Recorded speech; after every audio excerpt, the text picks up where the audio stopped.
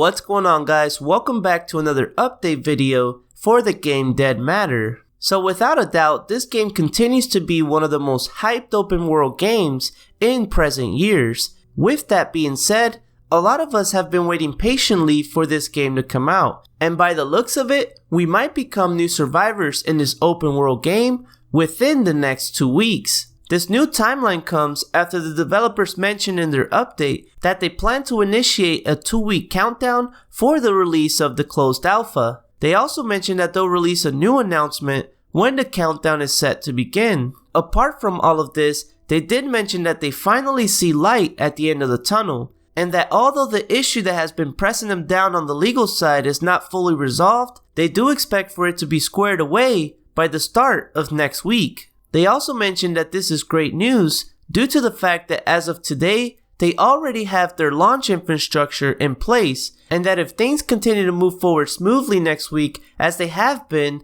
then they will be initiating the launch of the closed alpha. They also mentioned that shortly after initiating their Indiegogo countdown, they will be having their server partner Nitrado bring a portion of their servers online, and that they will start to trickle their partners into the project, having them serve as guinea pigs and will help them identify any key issues and potential problems that come up so that they can address them before launch. Just before the countdown ends on Indiegogo, they will be spinning up their servers, getting ready for the floodgates to open. They also stated that after the countdown is complete, they will start distributing keys through their QI software, and that you'll receive an email when this process starts. If you guys haven't already, they do recommend for you to set up an account ahead of time so that you can redeem your keys the moment that they become available. If you guys have not set up an account on their official website, check the description box below where I left you a link to follow. To wrap up the first half of this update, they said that they are beyond excited to get this game into the hands of their amazing backers, and that they too are gamers at heart and understand how much of a risk it is to purchase any crowd-funded game.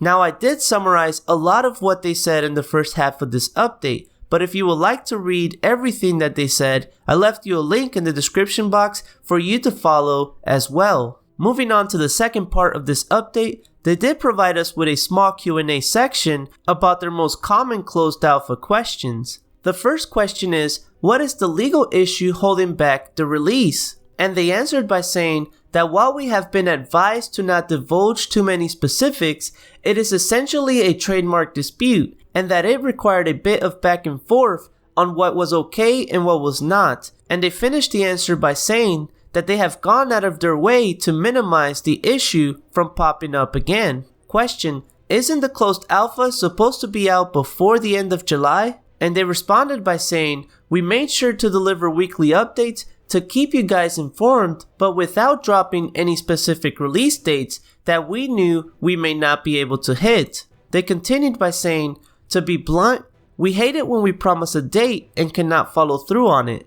It is incredibly soul-crushing. They finished the answer off by saying that while the issue is nearly dealt with, we have a responsibility to make sure that the closed alpha works when we say that it's available, and that part of that for us is a slower rollout because we simply don't have the experience on hand to just flip the switch and have everything working overnight. Question, why is there an NDA in place? Before I dive into their response, it's good to know that an NDA stands for a non-disclosure agreement, and since this game has an NDA, if you stream or create content before they allow you to, you can face legal issues. Moving on to what they answered, they said that NDAs on early builds of software are commonplace. However, content creators that are partnered with us will be given plenty of opportunity to release gameplay clips or even stream the game on Twitch or YouTube.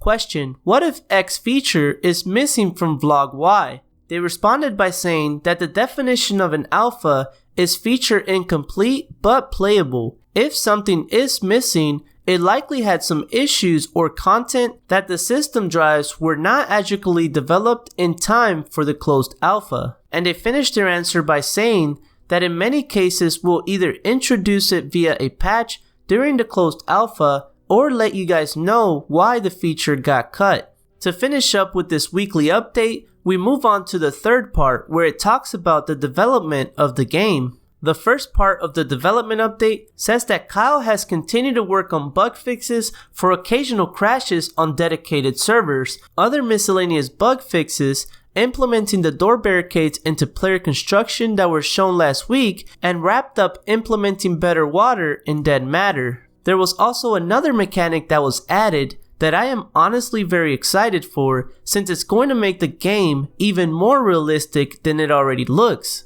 They say that this mechanic is one that players are going to have to keep in mind, and continues by saying that you will need keys for vehicles unless you have hotwired it. Moving on with more information about the mechanic, players will need to remember to take the keys out of the ignition when leaving or getting ready to bail out of a vehicle, or they risk losing them. Continuing down the development list, they provided a video showing how barricades will be placed on doors. I will play this video clip without any commentary.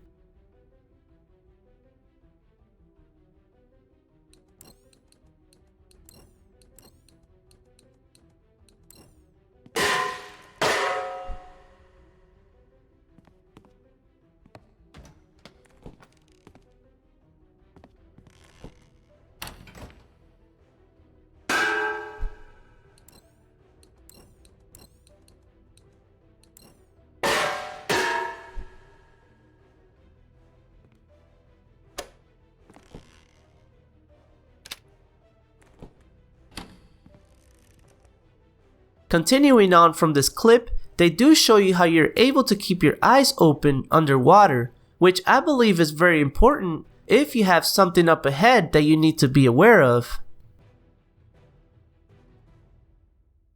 Moving along, on the subject of barricades, they said that Nomad has implemented two basic traps for player settlements. The first trap is a barbed wire that can be placed anywhere in a player's base. Players will not be able to craft these, but instead must find bundled barbed wire stacks around the map in order to place them. They also added that minor bleeding damage will be applied if a player tries to actively move through the barbed wire, but will not receive damage while standing still.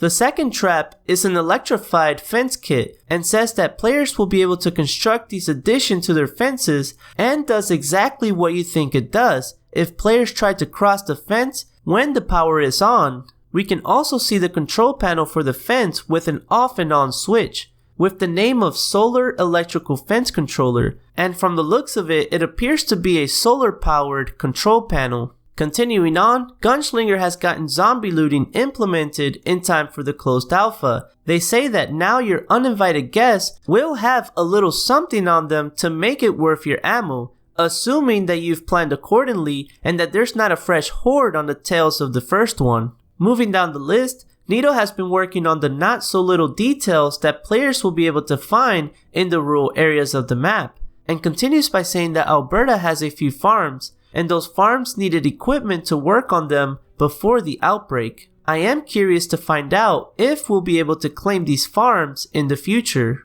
Hax has been working on more R700 animations such as magazine variant reloads and ammo checks.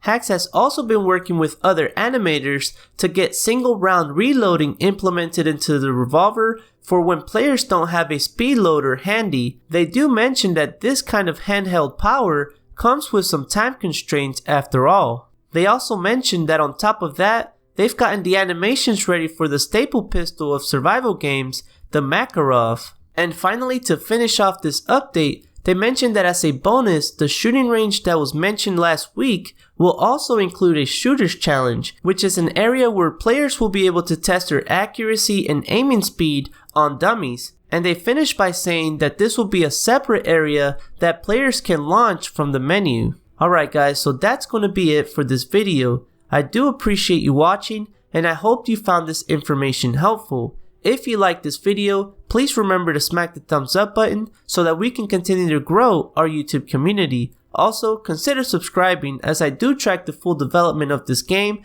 and I will also stream it someday in the future. With all of that said, I'll see you on the next video.